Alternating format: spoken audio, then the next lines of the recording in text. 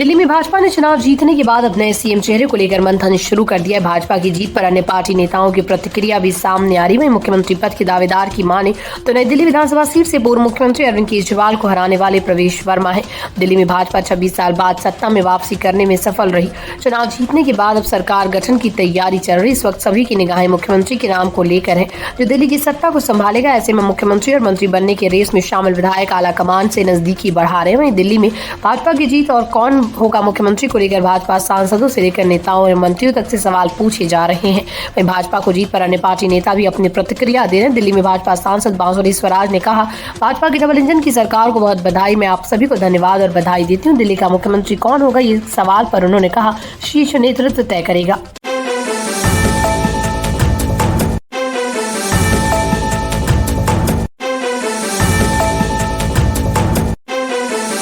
नवनियुक्त मुख्य चुनाव आयुक्त ज्ञानेश कुमार ने बुधवार सुबह अपना पदभार संभाल लिया। इससे पहले उन्हें सोमवार को नया मुख्य निर्वाचन आयुक्त नियुक्त किया गया था। ज्ञानेश कुमार निर्वाचन आयोग के सदस्यों की नियुक्ति के लिए नए कानून के तहत नियुक्त होने वाले पहले मुख्य निर्वाचन आयुक्त। उनका कार्यकाल 26 जनवरी 2029 तक रहेगा। इसके बाद कुछ दिन ही निर्वाचन आयोग लोकसभा चुनाव के कार्यक्रम की घोषणा कर सकता है। कानून के मुताबिक मुख्य निर्वाचन आयुक्त या निर्वाचन आयुक्त 65 वर्ष की आयु में सेवानिवृत्त होते हैं या फिर 6 वर्ष के लिए आयोग में रह सकते हैं। ज्ञानेश कुमार 26वें मुख्य निर्वाचन आयुक्त के रूप में अपने कार्यकाल के दौरान इस साल के अंत में बिहार विधानसभा चुनाव और 2026 में केरल, पुडुचेरी, तमिलनाडु और पश्चिम बंगाल विधानसभा चुनावों की जिम्मेदारी संभालेंगे।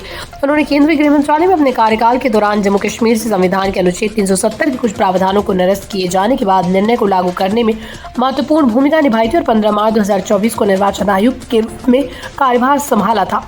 1988 बैच के केरल कैडर के IAS अधिकारी हैं।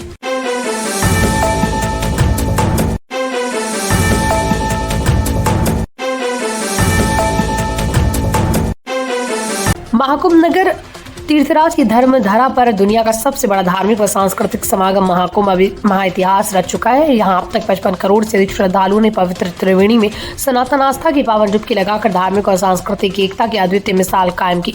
ये विशाल जनास्था किसी भी धार्मिक, सांस्कृतिक या सामाजिक आयोजन में मानव इतिहास की अब तक की सबसे बड़ी सहभागिता बन चुकी है। महाकुंभ के अंतिम स्नान पर्व महाशिवरात्रि 26 फरवरी को ये संख्या 60 करोड़ से भी ज्यादा हो सकती है।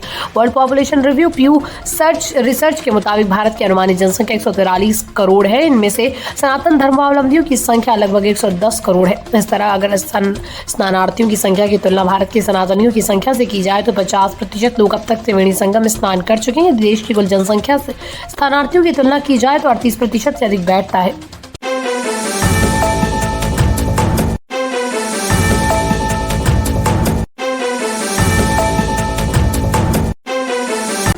महाकुंभ की डेट के एक्सटेंशन को लेकर सोशल मीडिया पर जारी अफवाहों पर प्रयागराज डीएम ने स्पष्टीकरण दिया। उन्होंने कहा कि मुख्यमंत्री योगी आदित्यनाथ के निर्देश पर सभी श्रद्धालुओं की सुविधा और व्यवस्था का पूरा ध्यान रखा जा रहा है। उन्होंने श्रद्धालुओं से अपील की है कि वो किसी प्रकार की अफवाह पर ध्यान न दें, क्योंकि शासन और प्रशासन की तरफ से मेले की डेट के एक्सटेंशन का कोई प्रस्ताव नहीं है। ध्यान दें, 26 फरवरी को ही खत्म हो जाएगा महाकुंभ। प्रयागराज डीएम ने मेले को आगे बढ़ाने से इनकार किया।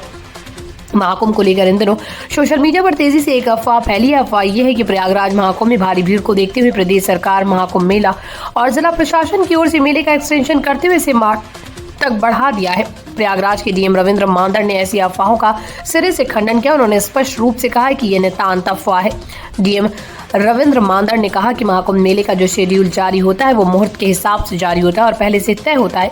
26 फरवरी को निर्धारित तिथि पर ही महाकुंभ का समापन होगा और तब तक जो भी श्रद्धालु आ रहे हैं उन सभी के सुगम आवागमन को सुनिश्चित किया जा रहा है।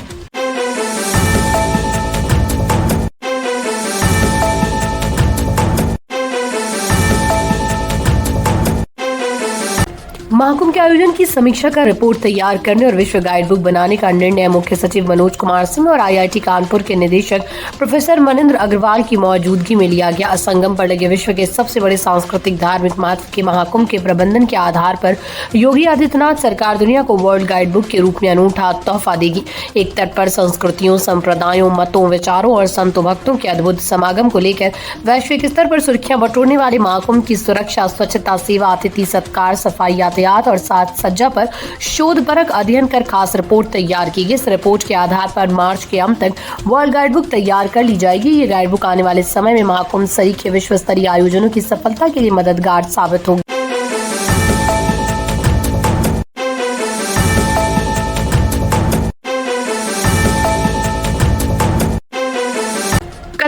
अमीर शेख तमीम बिन अहमद अल थानी की यात्रा के बाद भारत और कतर ने अपने द्विपक्षीय संबंधों में एक महत्वपूर्ण कदम आगे बढ़ाए। इन संबंधों की पहचान कई महत्वपूर्ण समझौतों और पहलों से है, जिनका उद्देश्य दोनों देशों के बीच व्यापार, निवेश, ऊर्जा और सांस्कृतिक संबंधों को मजबूत करना है। पीएम मोदी ने प्रोटोकॉल तोड़कर किया कतर के अमीर का स्वागत। दौरे से भारत को क्या मिला?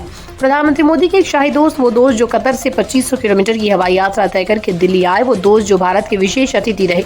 हम बात करें कतर के अमीर शेख तमीम बिन हमद अल थानी की। उन्होंने जब से भारत की धरती पर कदम रखा, तब से इस बात की चर्चा हो रही थी कि भारत और कतर की कूटनीतिक संबंध कितने मजबूत है। इसका उदाहरण पीएम मोदी की मेहमान नवाजी से साफ जाहिर हो गया।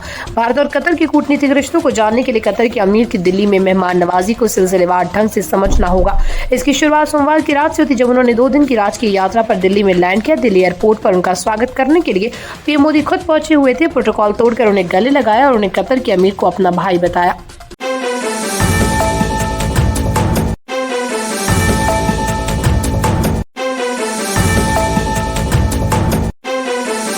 दिल्ली में बीजेपी 27 साल बाद सत्ता में वापसी करी, तो वो इस मौके को ऐतिहासिक बनाना चाहती है, जिसके लिए बीजेपी कोई कसर नहीं छोड़ रही। बीजेपी के 57वां समाप्ति का जश्न रामलीला मैदान में होगा। गुरुवार दोपहर 12:30 बजे दिल्ली सरकार के शपथ ग्रहण समारोह रखा गया, जिसकी जबरदस्त तैयारी चल रही है। इस कार्यक्रम को भव्य बनाने के साथ साथ बीजेपी ने शक्ति प्रदर्शन कर सियासी संदेश देने की स्ट्रेटेजी बनाई है, जिसके लिए किसानों से लेकर साधु संत और लाभार्थी तक को बुलाया गया है।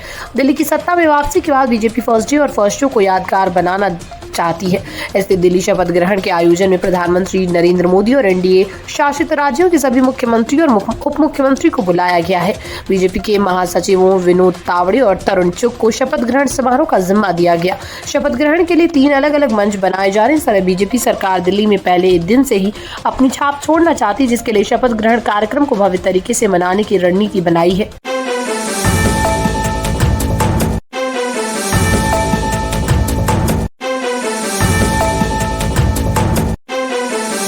चैंपियंस ट्रॉफी 2025 का आगाज 19 फरवरी से होने जा रहा है। क्रिकेट के इस टूर्नामेंट के एक लंबे इंतजार के बाद वापसी होने जा रही है। आखिरी बार ये टूर्नामेंट 2017 में खेला गया, तब इंग्लैंड की मेजबानी में खेले गए टूर्नामेंट का खिताब पाकिस्तान ने जीता था। अब लगभग 8 साल के बाद पाकिस्तान की ही मेजबानी में चैंपियंस ट्रॉफी खेली जानी है, लेकिन इस बार ये टूर्नामेंट हाइब्रिड मॉडल पर खेला जाएगा। दरअसल बीसीसीआई ने टीम इंडिया को पाकिस्तान नहीं भेजा। ऐसे में इंडिया अपने सभी मैच दुबई में खेलेगी। इसके अलावा बाकी टीमों की मैच पाकिस्तान में ही होंगे। चैंपियंस ट्रॉफी 2025 में 8 टीमें खेलती हुई नजर आएंगी। इनमें Bharat, Pakistan, New Zealand, south Africa, Australia, Bangladesh, Afghanistan और इंग्लैंड की टीमें शामिल हैं। इन 8 टीमों के 2 ग्रुप में बांटा गया। ग्रुप ए में भारत, पाकिस्तान, बांग्लादेश और न्यूजीलैंड की टीमें शामिल हैं। वहीं ग्रुप बी में अफगानिस्तान, ऑस्ट्रेलिया, इंग्लैंड और साउथ अफ्रीका की टीमें हैं। सभी टीमें ग्रुप स्टेज में अपनी ग्रुप की टीमों से एक बार भिड़ेंगी और फिर दोनों ग्रुप की 2 टीमें सेमीफाइनल में के लिए क्वालिफाई करेंगी।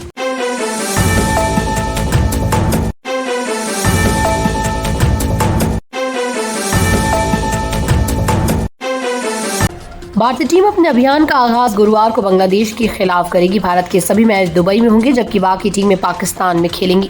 पाकिस्तान में 1996 विश्व कप के बाद पहला आईसीसी टूर्नामेंट हो रहा है। भारत ने सुरक्षा कारणों के चलते पाकिस्तान में खेलने से इनकार कर दिया था।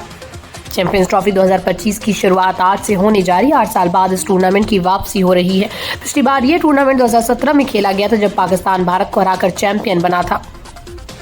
गत विजेता पाकिस्तान और न्यूजीलैंड के बीच कराची में बुधवार को उद्घाटन मैच के साथ इसका आगाज हो जाएगा। चैंपियंस ट्रॉफी के शुरू होने से पहले इसको लेकर अनिश्चितता, नाटकीयता और पर्दे के पीछे की सरगर्मियों को देखा जा चुका है। मिनी विश्व कप के नाम से मशहूर इस टूर्नामेंट में 8 टीमें खिताब के लिए जोर आजमाइश करेंगी और अपने क्रिकेट इतिहास का सुनहरा अध्याय लिखने की कोशिश में होंगी। भारतीय टीम को अभियान का आगाज गुरुवार को बांग्लादेश के खिलाफ करेगी। भारत के सभी मैच दुबई में होंगे, जबकि बाकी टीमें पाकिस्तान में खेलेंगी।